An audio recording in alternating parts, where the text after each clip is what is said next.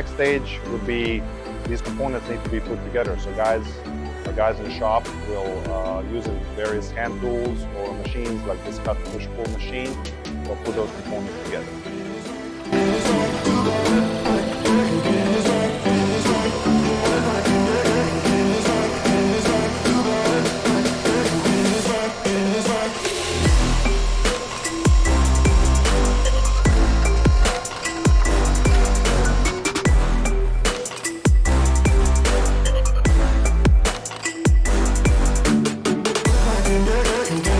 Guys will make sure that components are put together properly, the measurements are taken, and they're phased properly.